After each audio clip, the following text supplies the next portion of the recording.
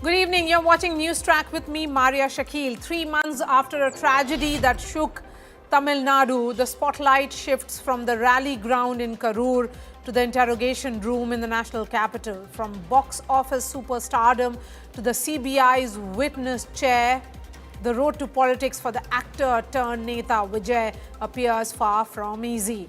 Vijay was questioned for over 7 hours by the central agency in connection with the Karur Stampede that claimed 41 lives.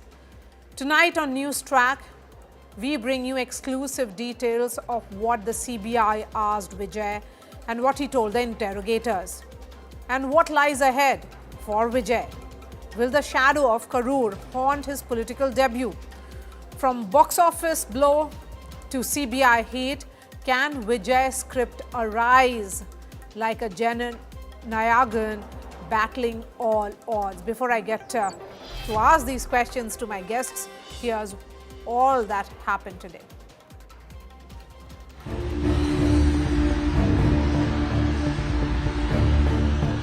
Three months after the tragic Karur Stampede, and amid growing political noise and chorus for justice, actor turned politician Thalapathy Vijay was summoned to the national capital for questioning.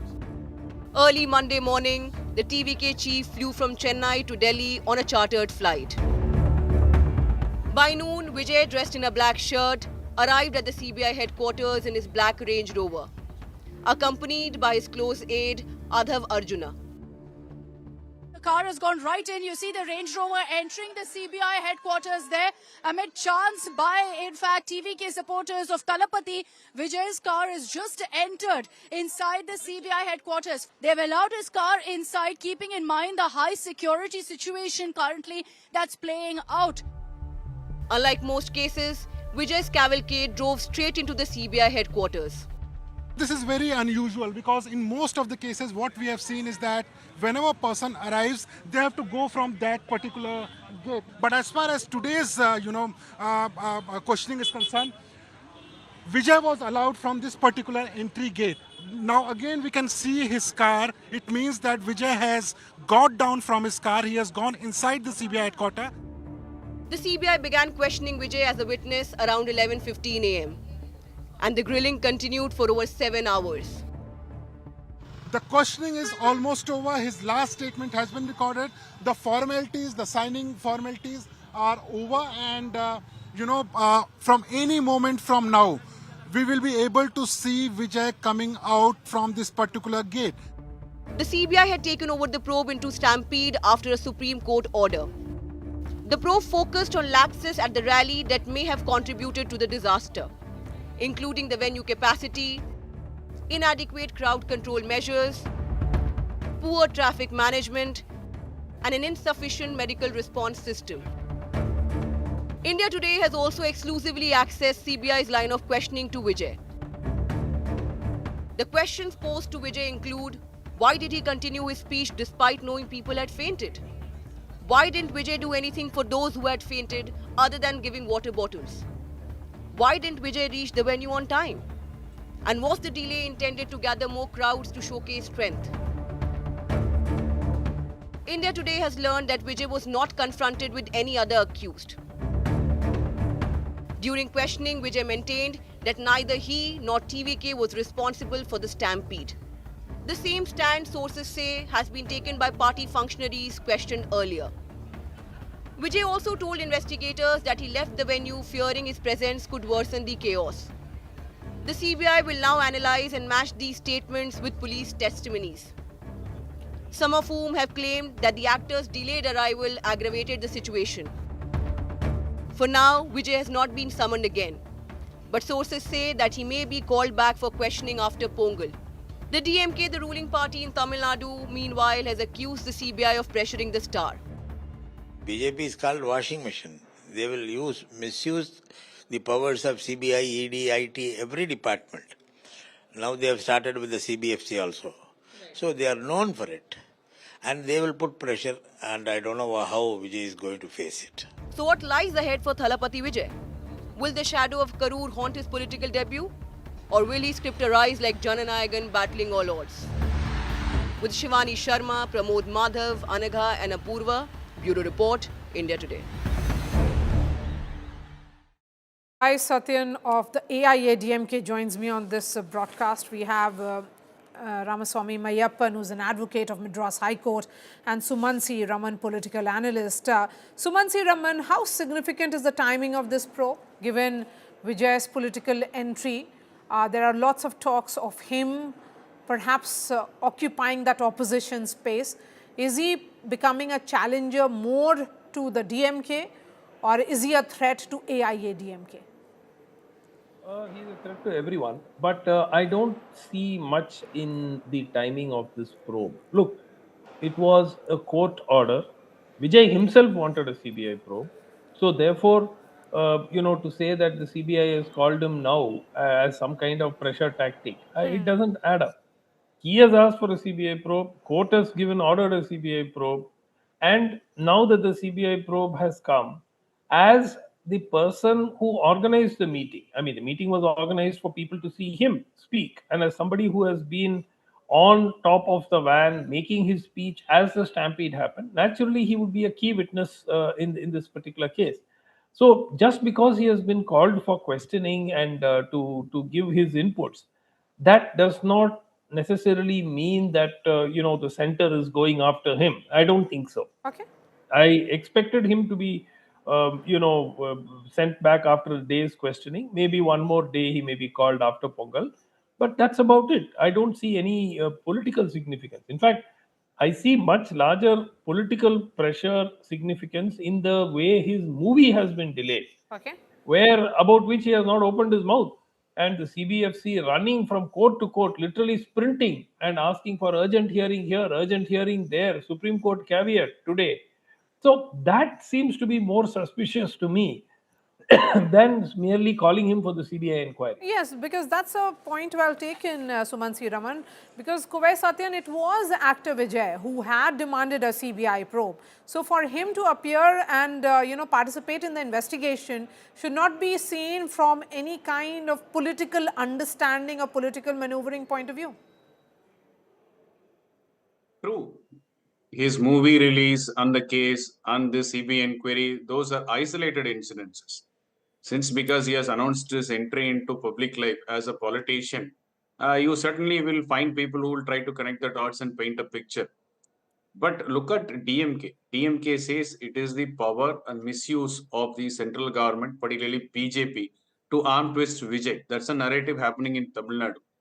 But indeed, it is DMK who is known to file fake cases and false cases on their opponents, tried to implicate Vijay in this case on a criminal grounds.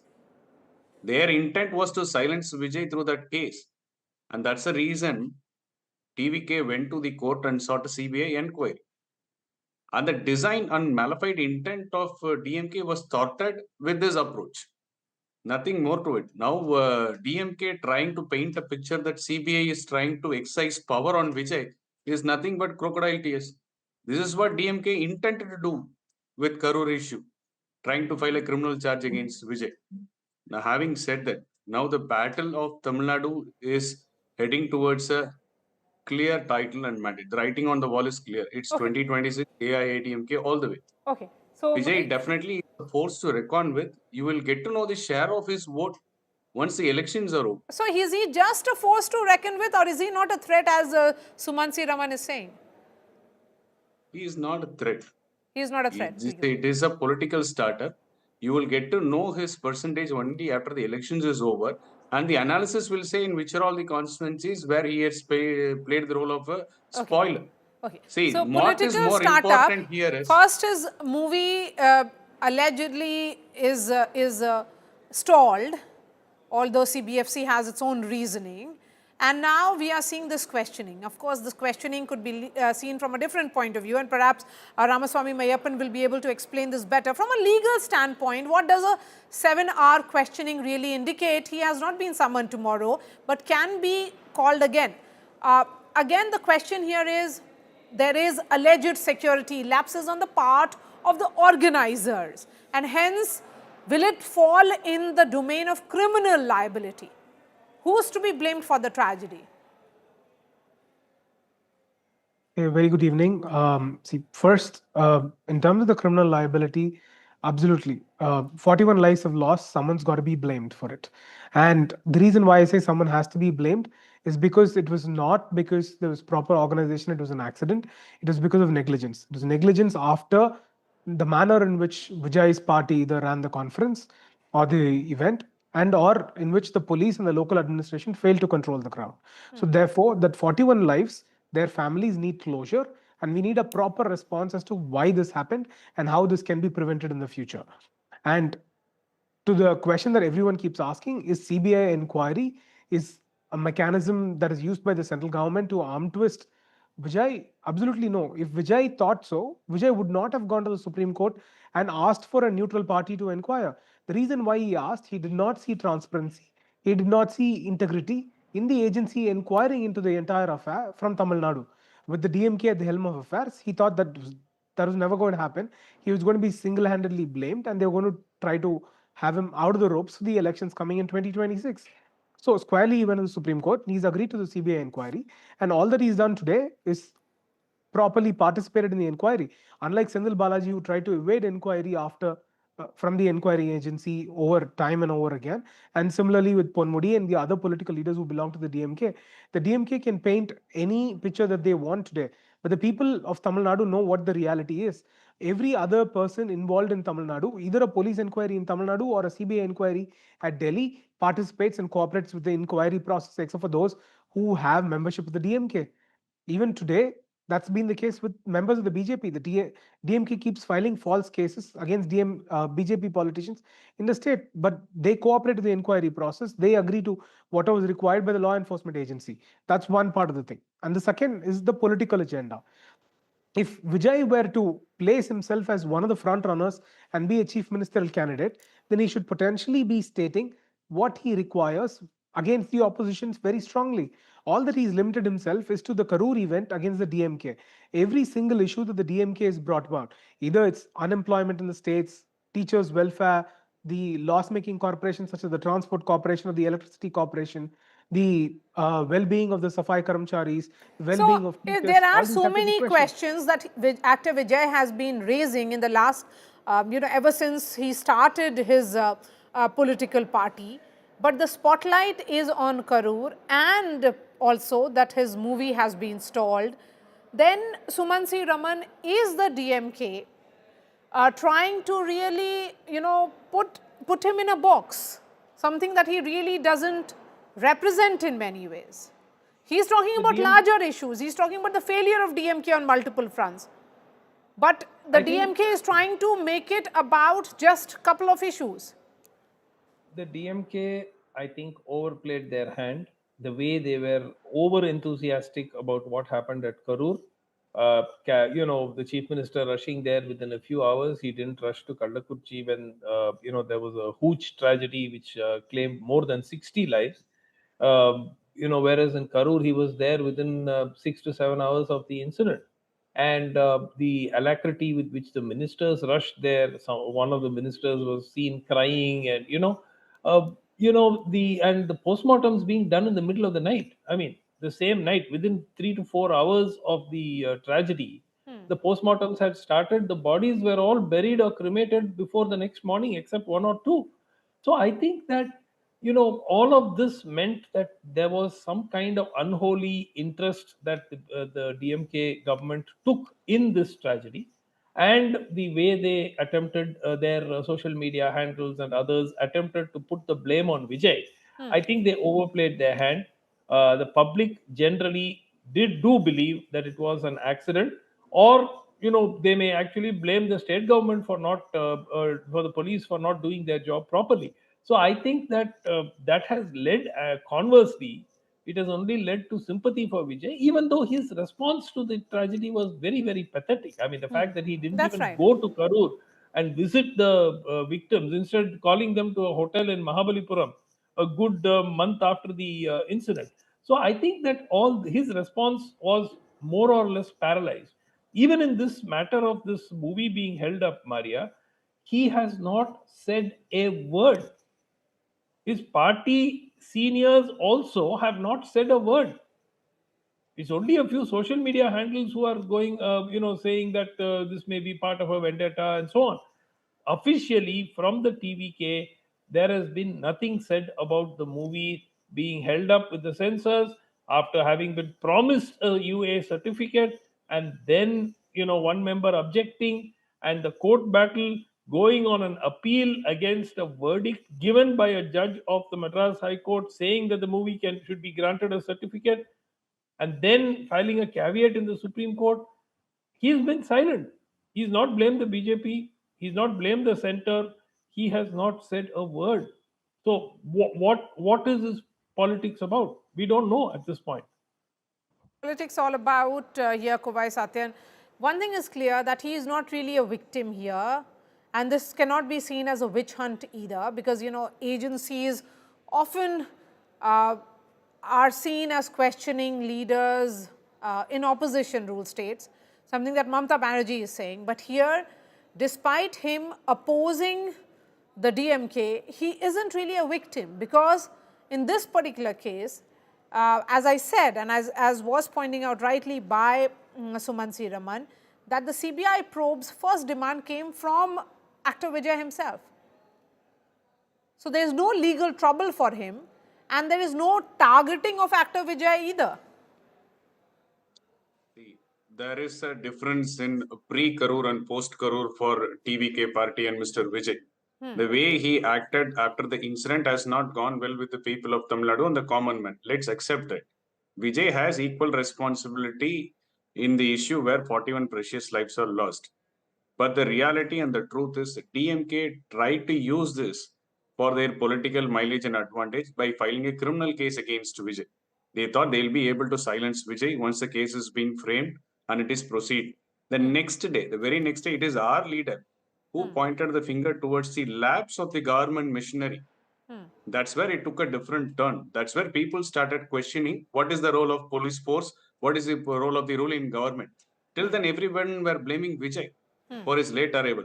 So after that, since they went and sought a CBI inquiry, now what is more important is there is a theory that this Karur stampede is staged. You cannot negate it. Even a couple of TVK leaders said it is enacted and staged. It is Staged not by a natural. whom? That's what we are waiting for the inquiry to get over, and we should get to know from the CBI after the inquiry is done. Was So it who does really it really staged? benefit? No. When you say it's staged, 41 lives have been lost, and you are saying that it's staged.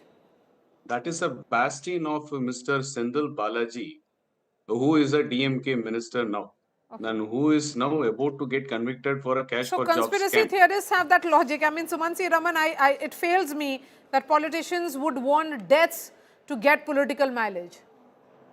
No, Can I I finish? think again, It is not about political mileage. The theory you cannot negate. Okay. There is a theory and there is an allegation, and the truth has to come out. So everybody are keeping their fingers crossed on the outcome of the CBI inquiry. If it were to be the Tamil Nadu police, this I'm not conspiracy too angle sure wouldn't if, have been investigated. I'm not too sure if the outcome of this probe, the final probe report, will come out before the before the results. election.